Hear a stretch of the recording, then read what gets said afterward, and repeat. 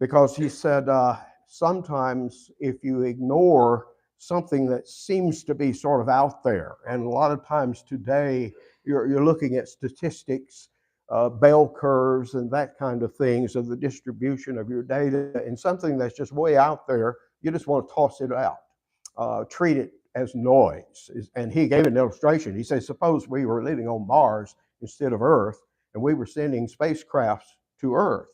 And we send a probe to Earth and it lands, and we're trying to measure wind speed. And one day you're looking at it, it's 10 miles an hour. One day it's 20. You're here in Wyoming, 50 maybe. But he said one day you look at your instruments and it's reading 200 miles an hour. And he said, what would be your tendency? He said, well, it would be, the instrument's messing up. This is something interfering with the signal. And he said, if you live where we do in the wintertime down in Mississippi, you'd know what that is. That's a tornado. And by tossing out that piece of data, you would overlook the most interesting phenomena when it comes to wind. You see what he's saying. I think we do that a lot with the Word of God. And this morning I want to look at something that you might think is just noise, but I think it's very important. We're in 2 Kings chapter 5, and we'll get down to the stretch of piece I want to read in just a moment, but let me remind you of what this is about. It is in the ministry of Elisha the prophet. You remember he was Elijah's successor, received a double portion of Elijah's spirit and continued on the ministry of Elijah up in the northern area of Israel. Remember, this is after the kingdoms have divided. You have Judah in the south, you have Israel in the north.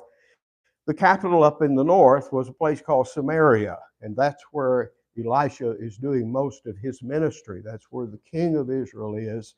And you may recall that Jeroboam, who was the one sort of broke away from the south, erected two centers of worship, one in Dan in the north and then one down at Bethel in the south, so that the people wouldn't go down to Jerusalem. Remember, that's where they were supposed to go. So during this time, Israel became more and more idolatrous till finally God sent the Assyrians to wipe it out. And so here's the ministry of Elisha, and a very interesting, a very well-known, I'm sure you know the story. It's the story about the cleansing of Naaman the Syrian from his leprosy. You're familiar with that story, I hope. It's a strange story in a lot of ways because Syria is their next door neighbor. It is the place that they're constantly going to war with every single year. It's just to the northeast of Israel, perennial enemy of Israel. So they're fighting back and forth across the border all the time. And Naaman happens to be the commander-in-chief of the Syrian army. So he's a very great man, a very valiant man in battle, but he just has one little problem. He's a leper, which sort of negates whatever else he might have been, because if you know anything about leprosy in the biblical times, this is a horrible disease. I won't go into just how horrible it was, but this was a terrible affliction. But it seems that the Syrians, in one of their raids across the border into Israel, captured this little girl from Israel who became a maiden in the house, a slave girl in the house of Naaman, this leper, this commander-in-chief.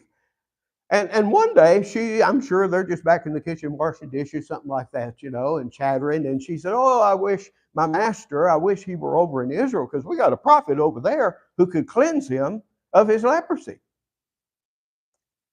Well, she says that to Naaman's wife, and it's not long before the wife relays the information to Naaman, and it's not long before Naaman relays the information to the king of Israel. And the king of Israel sends a letter with Naaman. The king of Syria sends a letter with Naaman to the king of Israel, saying, I'm sending him over here. He sent a ton of silver, a ton of gold, and I want you to recover him of his leprosy. Send him to this prophet you got down there. Well, the king of Israel gets